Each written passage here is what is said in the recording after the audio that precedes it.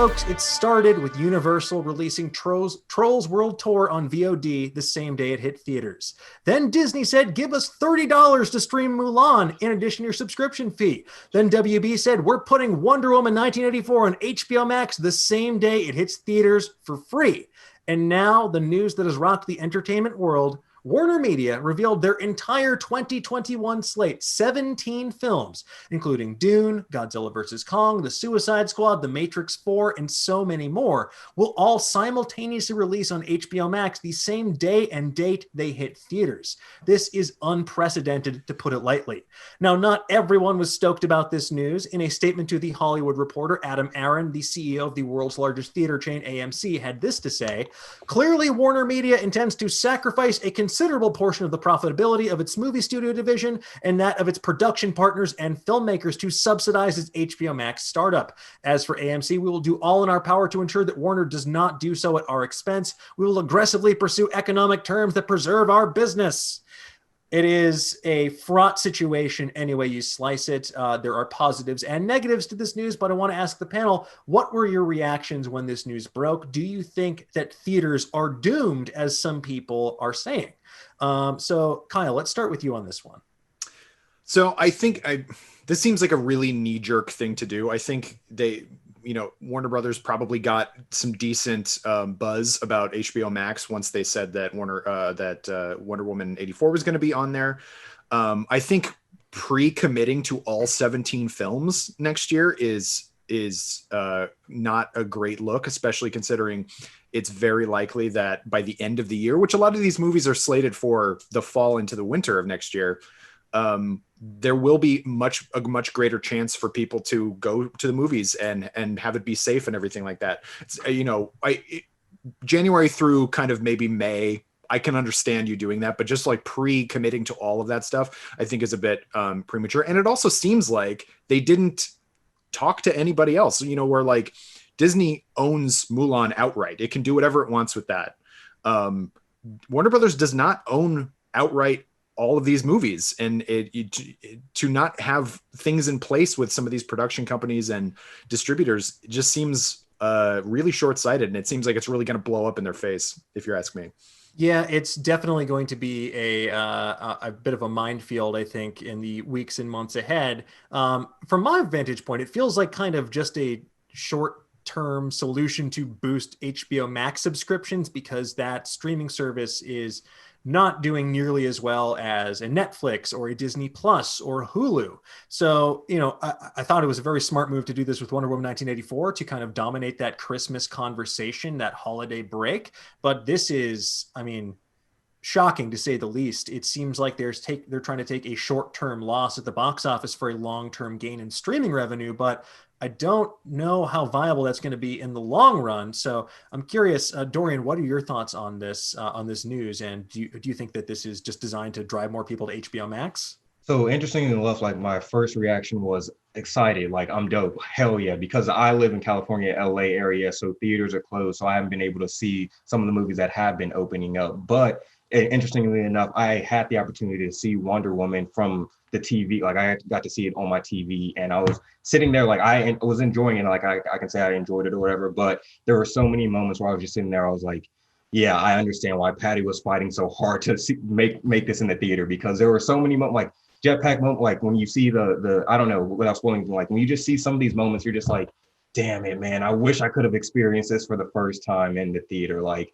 I get it, Patty. I get why you were fighting so hard. Like I would have delayed that whole year just because some of those scenes were so like, man. But I don't know. I think it's a tough situation. Like we're in a pandemic, so I understand they have to do what fits best for certain areas, like for people that don't have access to a theater. But it does hurt the smaller theaters. I think it does hurt. It will hurt a lot of people in the long run. But at the same time, like I don't know. It's so weird. Like it's because it does benefit people like me, like people that don't have access to a theater and can't actually just use HBO Max. But yeah, it's a tough situation all around. Well, I think that's a great point. And something that Amanda Nelson in the chat also echoes. Small town theaters are already shutting down. The nearest one to me is 70 miles now. And accessibility, whether that's geographic or if you have a disability or you're an at-risk person that can't go out to a theater, even if you have a safe theater to go to, yes, I understand we're still in a pandemic. But from an accessibility standpoint, I do think that this is a really impressive decision because it makes these films available to so many more people. Like a friend of mine as well is a parent with a small child, and like their date night would usually be going to the movies, but they can only do that once every couple of months because it's such an expensive endeavor. You have to hire a sitter, there's all these steps you have to go through. So from that perspective, I'm glad that more people will be able to experience the joy that these cinematic spectacles bring to us, because that's one of the things I love about the movies. This, you just get to lose yourself in this faraway world, this piece of art for 2 hours, hopefully not more than 2 hours. If your movie is longer than 2 hours, please rethink what you're doing. But I think that there's a lot to say for this decision. I'm just curious, do you think we're going to see this be a trend in the long term, or are we going to see something like shortened theatrical windows? Like Universal struck a deal with Cinemark and AMC to guarantee movies in theaters for 17 days before they can go to VOD, and they will extend that to 31 days if it opens to $50 million or more. Now, that to me seems like an interesting compromise that would still make it accessible to more people while still giving exhibitors and theater owners the kind of exclusivity window they want. But I'm curious, Preeti, what do you think about this? Is this going to be something we see in the long term? Is this just changing the game forever? No, I don't think this is changing the game forever. I think this is very much like, I agree it's reactionary, but I think it's reactionary to this year. Like, Tenet was Warner Brothers, wasn't it? Yes. That was a disaster. And Yeah, so that's what prompted the exodus of all these other films from the theater. exactly. And so I think Warner Brothers is looking at the losses they had this year and probably just being like, how can we make this up? Like, what can we do? We're not going to be able to rely on people going to the theater, because even, yes, we're going to be in a different world a year from now, but the psychological ramifications of what we're going through are going to be much longer. I know a lot of people are like, I'm not going to feel safe going into crowds for, like, I don't even know how long. Like, I don't know when I'm going to be ready to walk into a room. Think about watching TV now when you see people in a crowd, you're like, oh, no thanks. And so, like, this does feel like very short term to me in terms of that. Like, it just feels like, well, we're going to do what we need to do to just to continue on for as long as we can. I do think, though, it's going to unfortunately have an impact on viewer habits. And so people are going to have expectations for when they get to see their movies and how they get to see their movies. And so I like the idea of this compromise, actually. Like, it's like Dorian said, it's a tough spot to be in. Like, already we're in the position of these smaller theaters closing, which that's a whole other conversation about who has the rights to distribute films and who owns film catalogs and what they agree to and all of those things and what theaters can afford to show. So it's a much bigger conversation, I think, than just when are movies coming out and where are they coming out. But at least, like, being like, we're gonna tie it to a money amount, we're gonna tie it to, like, success, so that at least there's some kind of, like, even if it's amorphous guarantee or whatever it is. It's just, I feel like everything's hard and everyone's scrambling. And I do agree with your. Oh, sorry, Dan. I didn't want to cut you No, off. go ahead. But Go ahead. like, speaking of Tenet, like, I actually drove to Vegas to see that, and the only reason I felt safe enough to even do that was because, like, the whole theater was closed and it was only about 5 or 6 people, so I had enough space for it. But I couldn't even, like, me being a personal neat freak and all that, just in this current climate we're living in, like, I would feel some type of way, like, having just half the people in there. I don't think I would just even feel comfortable. I'd be like, all right, I have to wear a mask, still have to, like, if I hear one cough, I'm walking out. Like, so yeah, it's just, it's a tough situation. But I do like that they are giving you the option of, like, if there's a theater in your area and they're following guidelines, you can go see that movie. So I do like that, rather than, like, they're just saying, like, it's just going to streaming. So I don't know. We'll see what happens.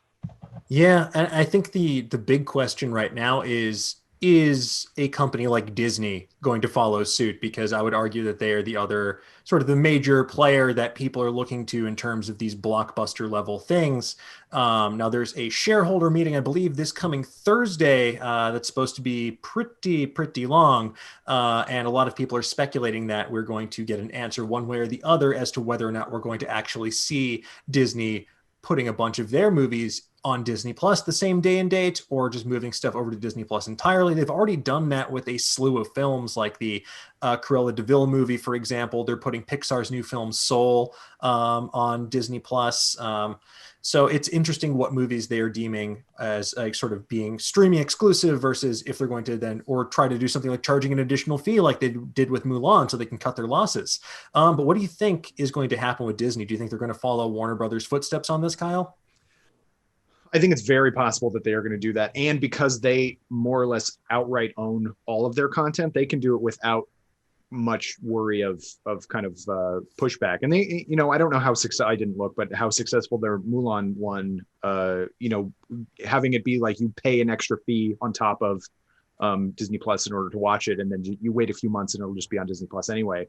I'm not sure how well that did, but at least it kind of it doesn't sell out the movie, I think, which is, some of the things that I'm seeing about the HBO Warner Brothers thing is like, you're underselling all of these great movies that you've spent time and effort and all these people have spent time and effort into. If it's just anybody who already has the subscription service can just watch it for 31 days.